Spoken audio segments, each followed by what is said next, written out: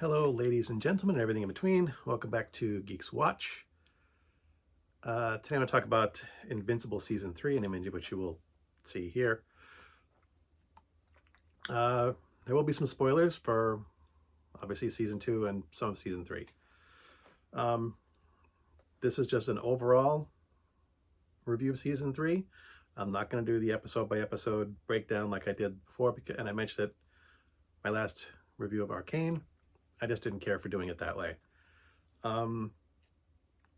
Speaking of Arcane, in retrospect, I probably shouldn't have watched this immediately after watching Arcane. The difference in quality and animation was quite noticeable. Excuse me. Yeah, it made the first episode really rough for me to watch, to go from essentially movie quality animation to this. I mean, on average, I think Riot spent probably about 15 million or so per episode to do Arcane. Rough guess. I'm not sure the exact numbers. I did the math in my head once. And I think Invincible does like around $2 million an episode, if that. So yeah, the difference in quality is quite noticeable. There's a definite difference in frame rate and quality of everything. So yeah, that made this really rough to watch. I should have taken a break.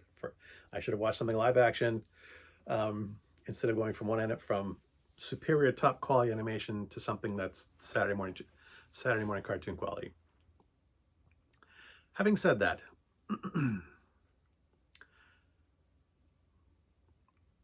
I'm not sure where to begin to do an overall season review.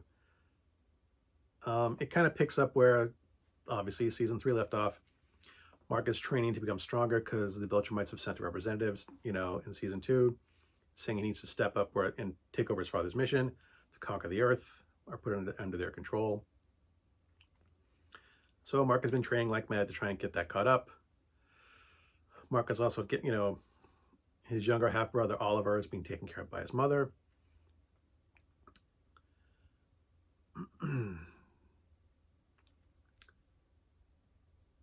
Mark at some point has an argument with Stedman for what he feels like his legitimate purposes.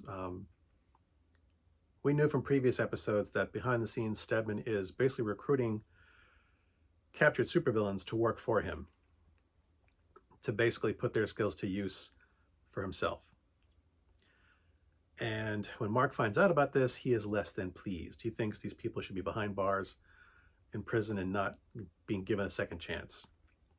Stedman does point out Mark's hypocrisy because he is more willing to work with his father, who has literally murdered thousands upon thousands of people on Earth that we know of, including the Guardians of the Globe, other superheroes.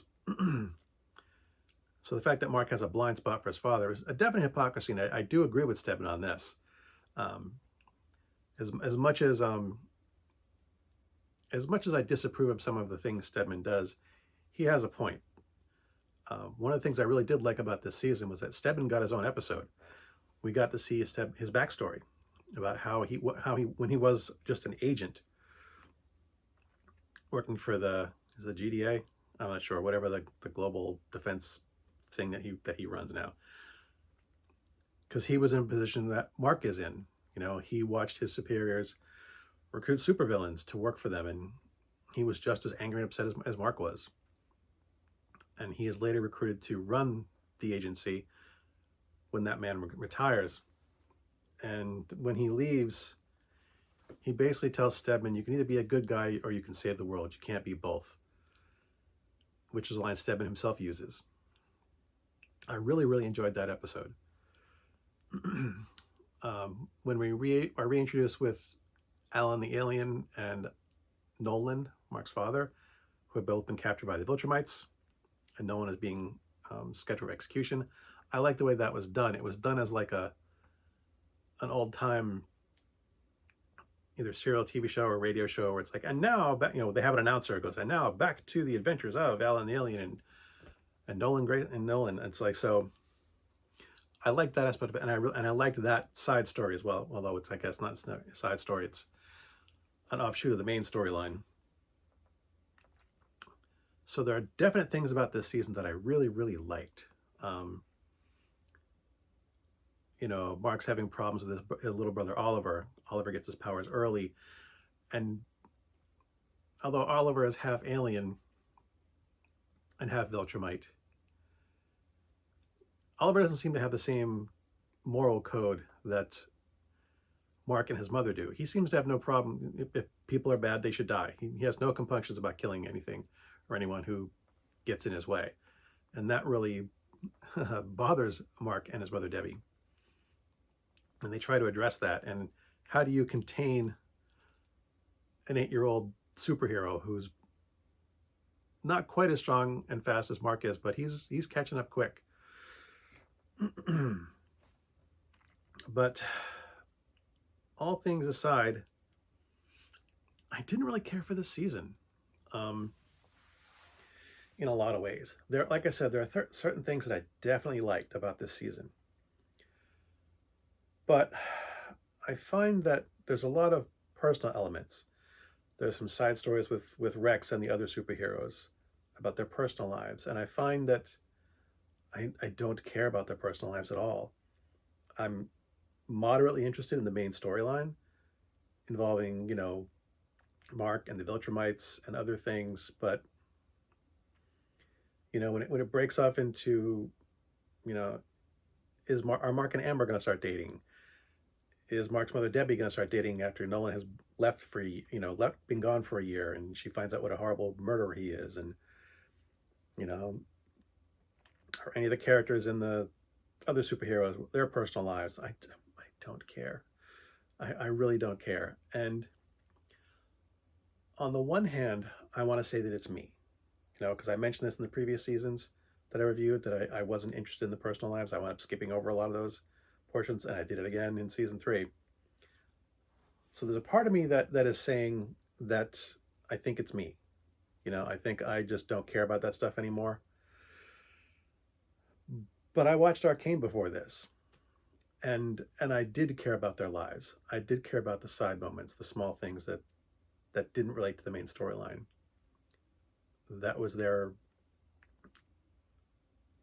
core of their emotional stories. I cared about these characters.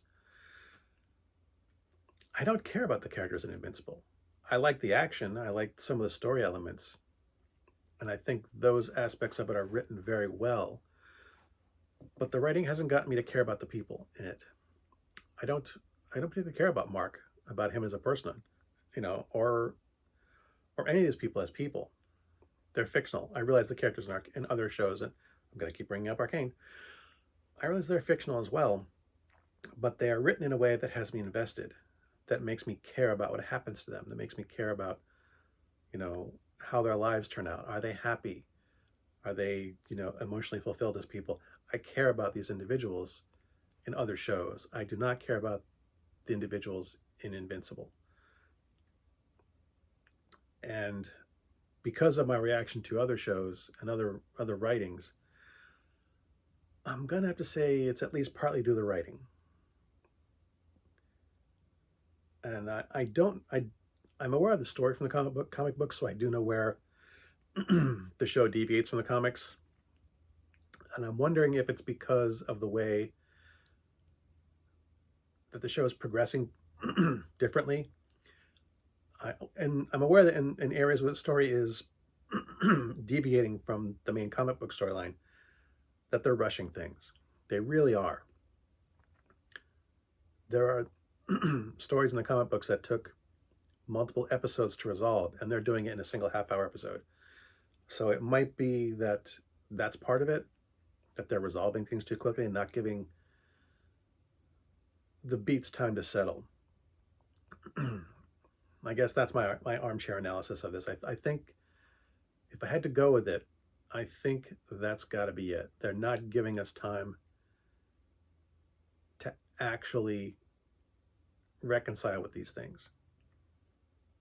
because it's not designed that way. The other shows, the other things that I've mentioned where I do get emotional investment with the characters is because A, it's much better written, and B, it's designed that way. You know, these things were written with the intention of them being this number of hours. They're not condensing anything, they're not changing anything. These are the stories as they're told, as opposed to Invincible, which is taking something and adapting it to a different format. And I think in and of itself, they've done a great job. But again, I don't care about these people. I don't care about these characters at all. I don't know if I would watch a season 4 because I've come to that realization, the realization that I'm not invested in these people. I'm not really invested in the story. I have fun. I have fun where I have fun watching it, but I wind up There was one episode that was basically nothing but emotional content, and I skipped over almost all of it. I just kind of like dragged my mouse across the thing and like watched the scenes pass by quickly. And it's like, oh wait, that looks interesting. Stop. I'll watch for 5 minutes and then drag again. There was one episode, yeah, that I pretty much, I think it was, how many episodes are in the season? 8? I think it was episode 6 that I did that too. I don't remember. It was either 5 or 6. I know it wasn't, it was towards the end of I know it wasn't 7 or 8. It was 5 or 6. I can't remember. But yeah, I'm sorry. I am sorry. I keep repeating myself. But yeah, I'm kind of not invested in these characters. So for that, I would probably rate this as a B-. You know, it is good, but I just have too many problems with the way the characters are written, and they didn't draw me in enough. And yeah, I'm gonna leave it at that. So, as always, thanks for watching. As always, my stuff is crap. And until next time, good hunting.